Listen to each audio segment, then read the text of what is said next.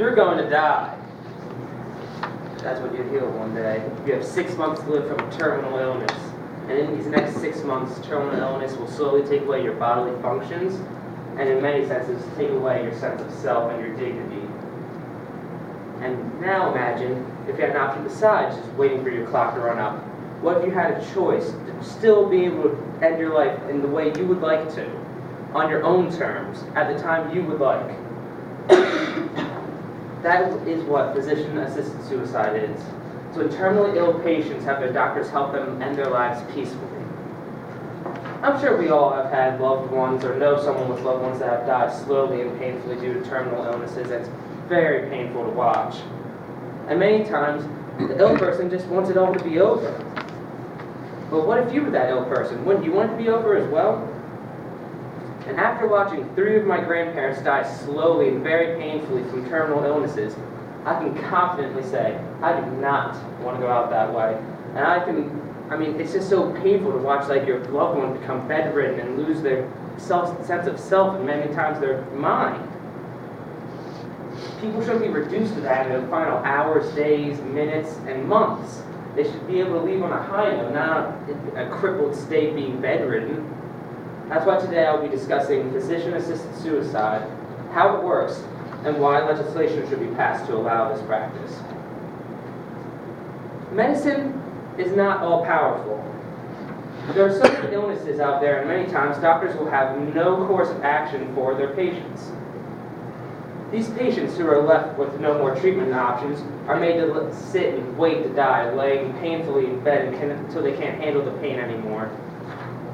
And depending on the severity of an illness, a person could be put through more than just pain. If the sickness is a neurodegenerative disease such as Huntington's or Parkinson's disease, the person can lose control of their body functions and many times their mind, leaving them to be a shell of their former selves. In an article in Time magazine, Dr. Howard Geiger told the story of one of his patients who was suffering from a neurological disease and lived alone. This man, as Dr. Geiger says, lost everything. His career, his family, his walking, his climbing, and even driving a car. He'd become ever more dependent on other people. But luckily, this doctor was located in Switzerland, which is one of the few places in the world where assisted suicide is not prohibited. And the man was able to facilitate him into his ending hours. But is it worth trying to have those extra hours with your loved ones, even though it puts them through pain and makes them lose their sense of self? It can be so painful to watch your loved ones deteriorate into that state.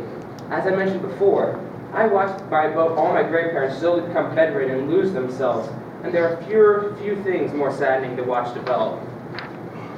But as one reporter remarked about his own father's death, we could keep him alive, and so that's what we did, in spite of his own wishes. And then in his later days, he became as much as a victim as a beneficiary of his extra years. As the more he lived on, the more painful it got and the worse his living condition became. And that is why we need assisted suicide to help our loved ones transition peacefully into the afterlife, while still maintaining their sense of self and keeping their dignity. The actual process of assisted suicide is a very simple procedure. There's no needle or anything. They just give you some sodium pentobarbital, which I will explain more about that in this slide. Slide, please. Now, as you can see here, this is the chemical formula for sodium pentobarbital, which is a barbiturate, which means it's a sedative, pretty heavy sedative, and it works as a depressant on the central nervous system. You can see there's the solution on your right and the form that it comes for many of the assisted suicide places. Next slide, please. Now, this is the central nervous system. What this sedative does, it affects everything in the central nervous system. Just relax, as you can see, your central nervous system affects your eyes, everything, your heart, liver, lungs, stomach. Your central nervous system literally just controls who you are. And what this sodium pentobarbital does is it sedates your central nervous system and just puts you into a sleep and just lets you end it all. Next slide.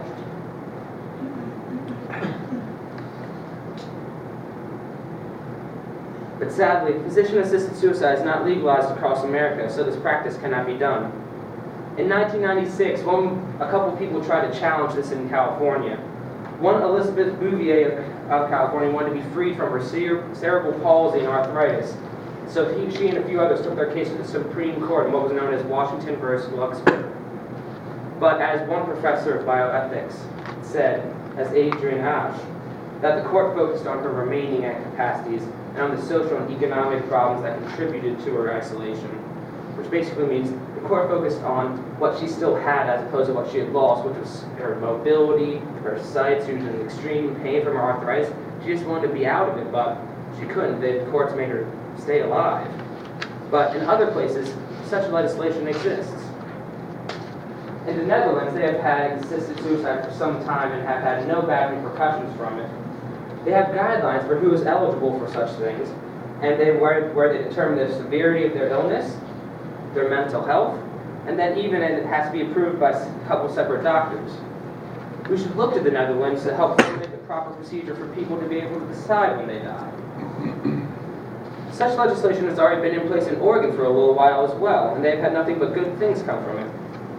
The requirements for someone to die in Oregon is that they have to be a mentally competent, terminally ill patient who makes written and oral requests, consults 2 physicians, and endures a mandatory waiting period. If we follow these leads taken by Oregon and the Netherlands, we can work out a system for this delicate topic that allows those who want to die transition into the afterlife peacefully. So in conclusion, people shouldn't be made to suffer longer than they choose. If a person wants to end their life for terminal illnesses, they should be able to discuss that option with their doctor and be able to be helped. Like it says in the Declaration of Independence, we all have the right to life, liberty, and the pursuit of happiness. So with that right to life, don't we also have the right to decide when our lives are up? Thank you.